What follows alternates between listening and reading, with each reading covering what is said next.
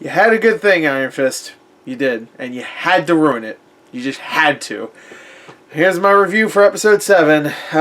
Okay, I'll admit it here. I liked this episode. I did. I liked it. Not as much as the last episode. Not saying that one was amazing or anything, but I gave that one a 7. This one, I'll tell you right here, I'll probably give it around a 6. It was still slow, but it had moments. I'm a little bit more invested in some of the characters, but it still was slow. And we'll get to that in a second. But first of all, Harold's back. Yeah, David Wenham's character, who is probably my favorite character in the series so far. He is awesome. He wasn't in the last couple episodes, so I'm glad he's back. Immediately, a couple of the hand goons show up to harass him because he's been screwing around lately. And they force him. Well, they tell him that he has to cut off one of his fingers because he screwed around.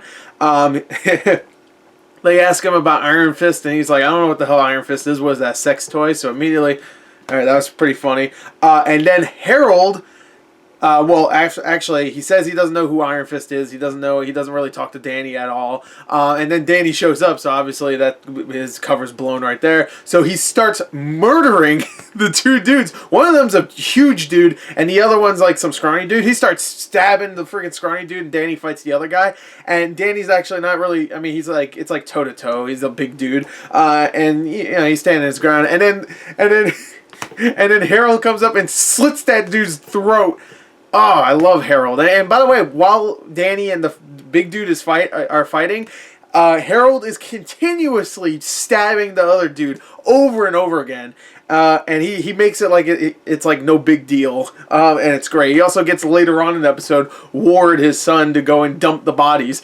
And when Ward shows up, Ward's been having problems with drugs, so he's trying to get back in shape. He's pushing his hair back and stuff. He's trying to make himself look presentable to his dad. He opens the door, and his dad is beating the freaking dude's head in with a hammer, which is probably the goriest thing I've seen in any of these Netflix Marvel series TV shows since probably when in Jessica Jones, when the guy was putting the people in the blender or whatever that was going on there. I remember that scene. Like I have to go and like make the people disappear. So he's like actually grinding them down and stuff. It's probably the most violent thing since that.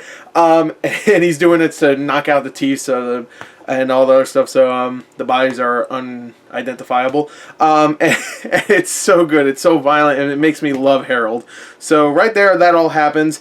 Claire is not in this episode. It's so obvious, like, whenever there's people that they can't afford to have in certain episodes or whatever, or they're just not available, they just make them text messages. Same thing that happened to Harold a couple episodes ago when he was just a text message. Happens in this one with Claire. Claire's just a text message, which I thought was funny.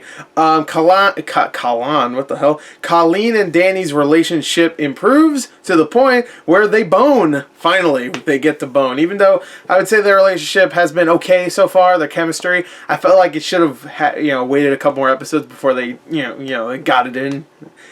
They bone. Randy Dan gives her the iron dick. That's what I wrote. Randy Dan. That's what I keep calling him.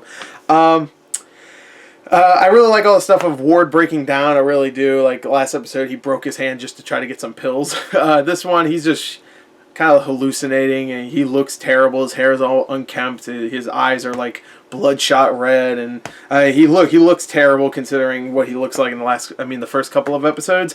And for some reason, when he dumps the bodies that Harold told him to dump, he looks at his bank account for some reason, his secret bank account that I don't think they've mentioned before. So this might be the first time they show that bank account, just so later on they can take all that money away from him so he can get pissed. So they built up this bank account about 10 minutes into this episode just so they could take it away about 20 minutes later, which, I don't know, it was weird.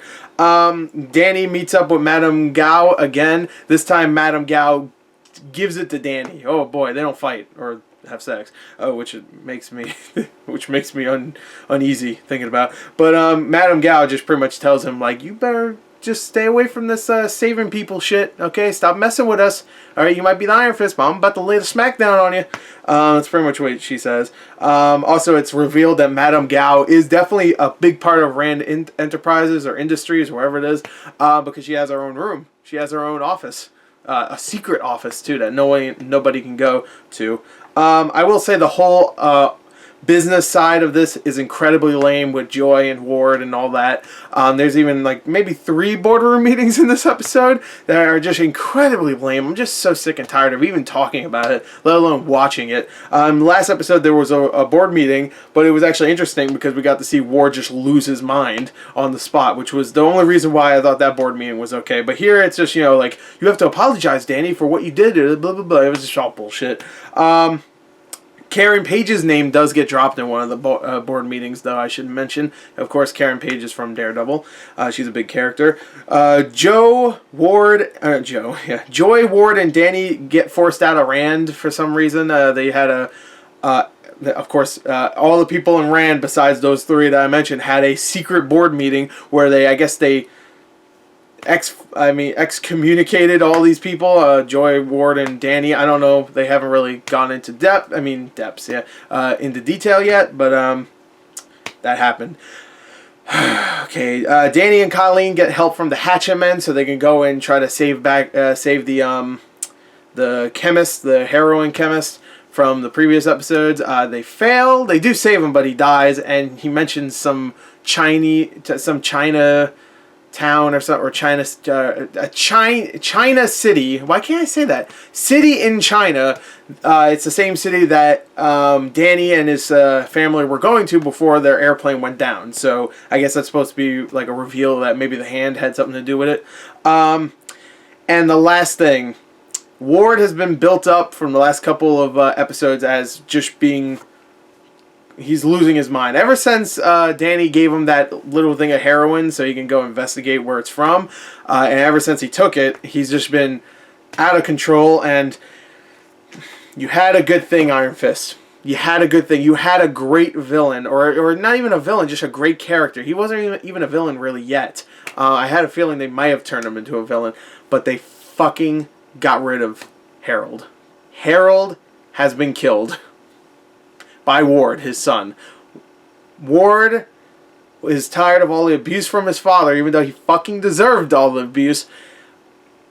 And Ward stabbed his father about 7 times, just like his father stabbed that one guy about 18 times in the beginning of the episode. And David Wenham, I salute you. You made this series more tolerable when it comes to character development, because your character was great. I really liked you in this, and I wish you were in it more, because it's just not going to be the same now. Unless somehow he comes back. I don't know, but they make it pretty much... I think they make it pretty much clear that he's dead. So that sucked. That's what happens at the end of this episode. There was a lot that happened, so I had to discuss it. So this one was a longer video, so I apologize. You had a good thing, and you fucking ruined it. I hope the next couple episodes are better. Jesus. Alright, next episode.